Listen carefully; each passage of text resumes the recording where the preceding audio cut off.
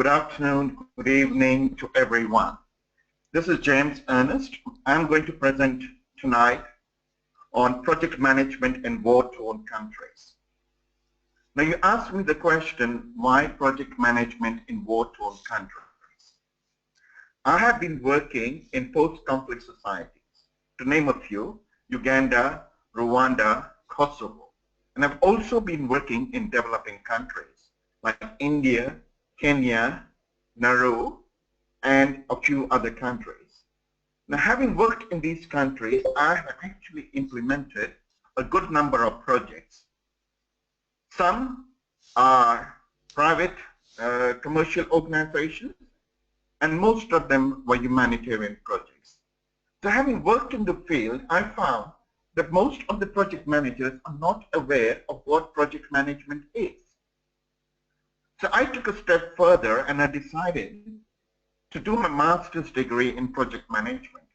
And at that point of time, I realized that we need to come up with a model on how to manage projects in war-torn countries. Because more than 90% of the projects in war-torn countries are basically engineering projects. And you will hear more about it in my few slides. I'm actually going to now show you what a post-conflict country looks like, and probably that will give you some idea of what kind of projects we implement in these societies.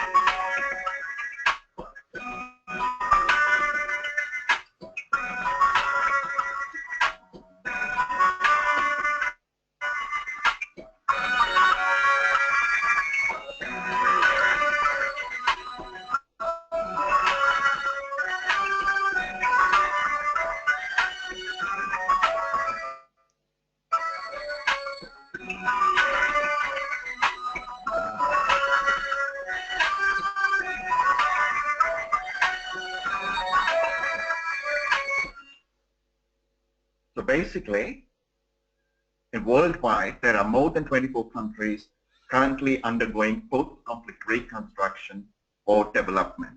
And this is information is in the year 2011. However, as of today, there are more than 29 countries in Africa, 16 countries in Asia, 10 countries in Europe, and 7 countries in the Middle East. Basically, to give you an example, the hotspots like for in Asia, Afghanistan, they were against the Islamist militants. In Burma, Myanmar, the war against the rebel group. In Pakistan, again the war against the Islamist militants. So also in Philippines, the war against Islamist militants, and in Thailand, the coup against the army which took place in 2014. So if you count the number of countries that are undergoing reconstruction, there are more than 24 today. But this is saying the civil war always ends, but usually they restart. And why do they restart? Because the projects that we implement are not sustainable. The economic situation is in a very dire straits. And as a result, the local population gets so frustrated that they are not happy with the current government in place, and they start fighting again within the communities. So what is a post-conflict reconstruction?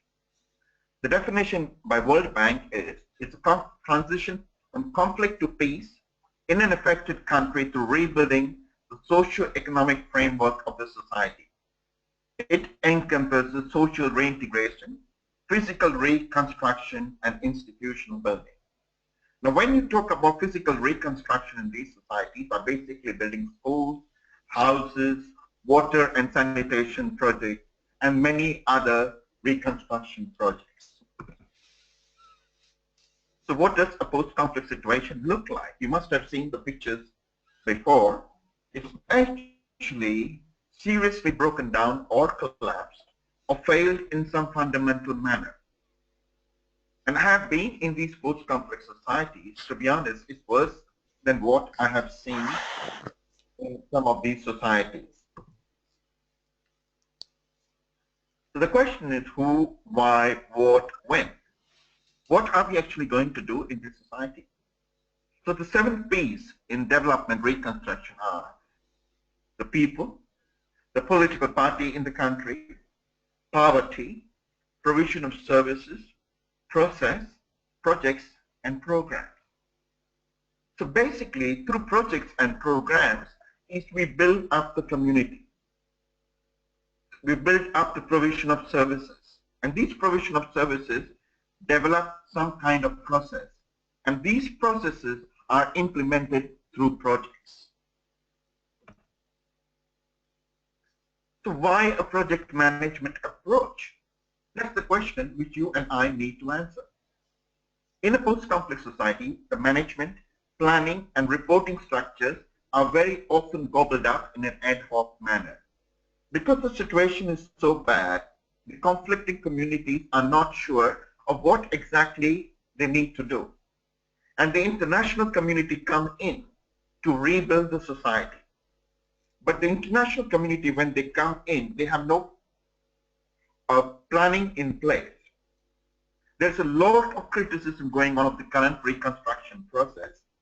And we need to come up with a methodology on how to implement these reconstruction projects.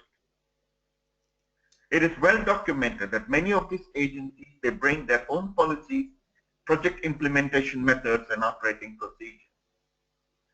Now, you decide in Geneva or in New York what's to be done in Rwanda or in Kosovo.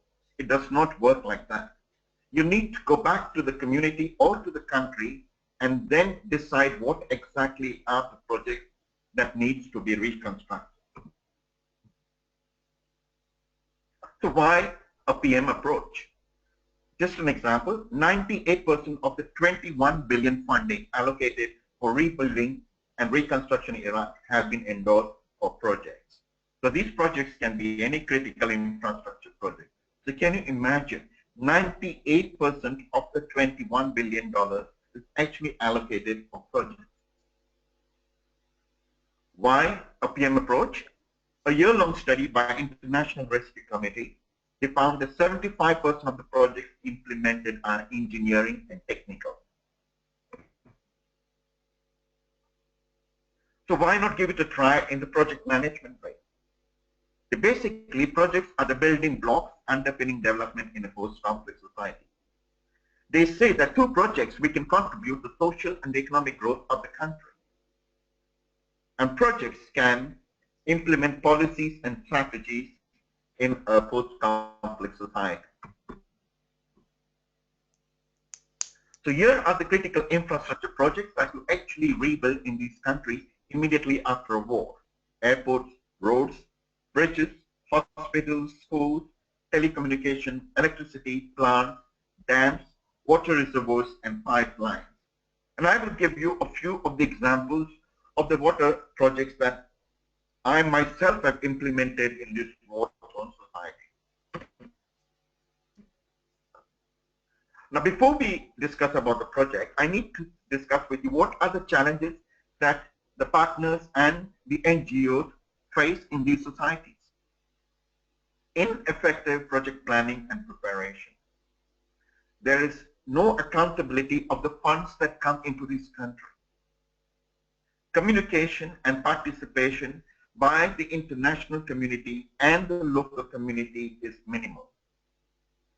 Donors always put some condition in their funding.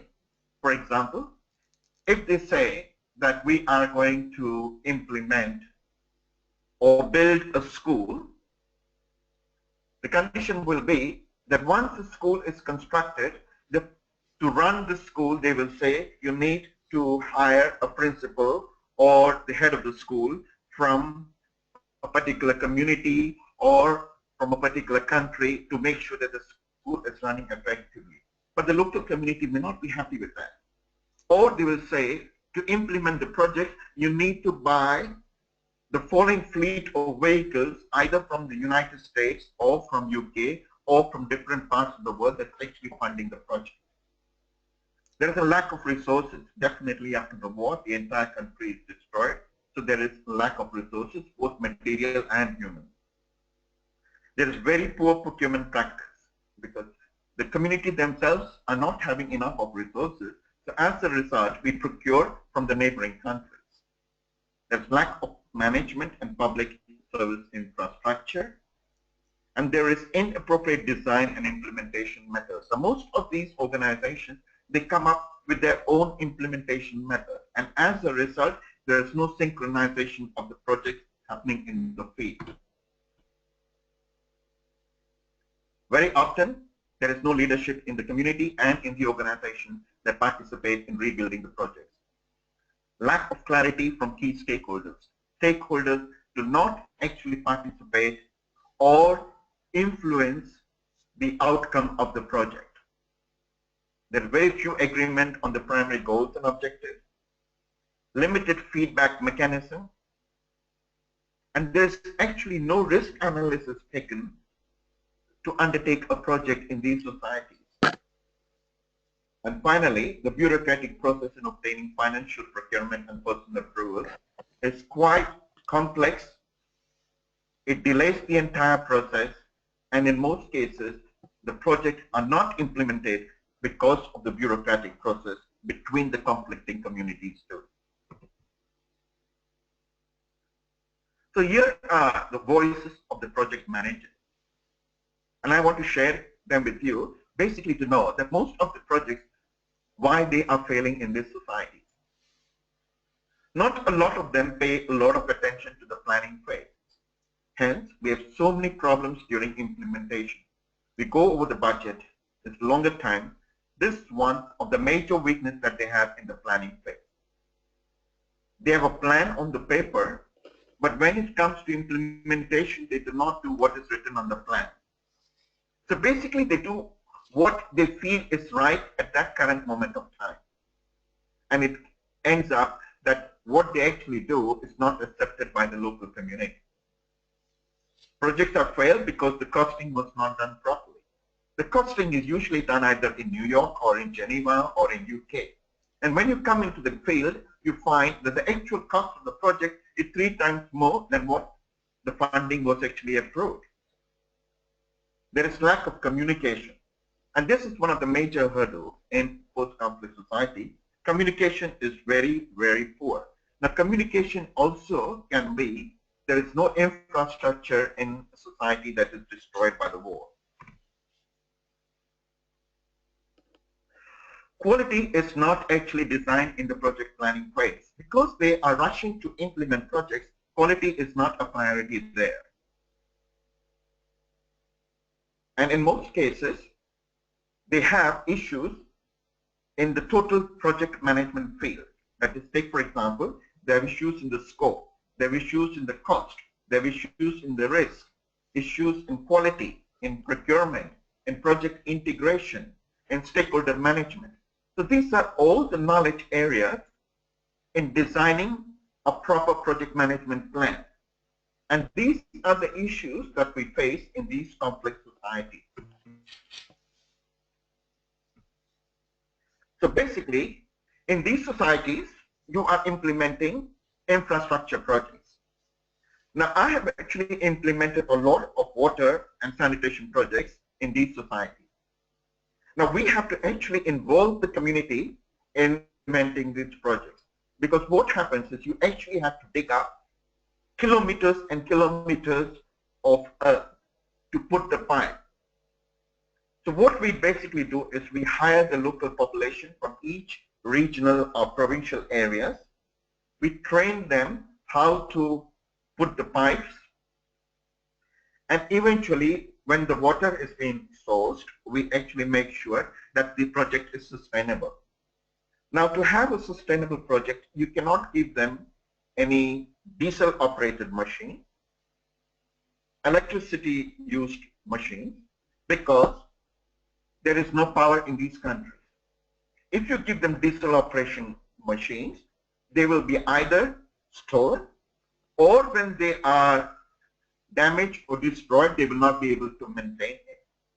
So basically in this society, what we do is we try to give them manually operated water so that they can use the water at any given point of time. If you give them electricity or if you give them diesel operated machines, they will not be able to use it for a long time. So you have to actually come up with some kind of innovative solution so that these communities can actually use the water without using the other resources. Now, the other thing we found out when we were implementing projects is most of the stakeholders are actually not involved in the planning phase, the designing phase, and in the implementation phase. So project management will help the local communities and the international partners to design a proper project where all stakeholders will be involved in the reconstruction process. Now, it will be the same case whether you implement a project in Syria or in Iraq after the war. You're not so sure whether the community will be actually using the water pipeline that you actually put. There may be. They may migrate to cities where there are employment opportunities or good schools for their children in the future. So you may end up putting pipes in areas where the conflicting communities are actually migrating to other zones or other provinces. So you need to actually communicate with different stakeholders to ensure that the projects are implemented with the discussions and the partnership with the local communities. Now, there are projects other than water that we also implement projects for construction of schools, hospitals, houses, bridges, and roads. And they all have the same problem. So an effective project management approach should help the local community and the international partners to implement an effective project. Thank you.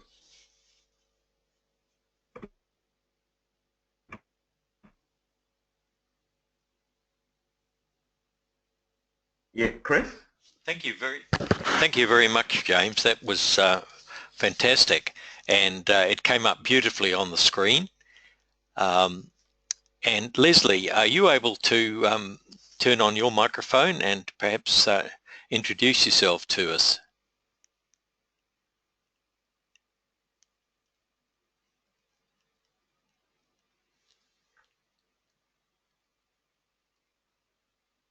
I think she's having a problem there.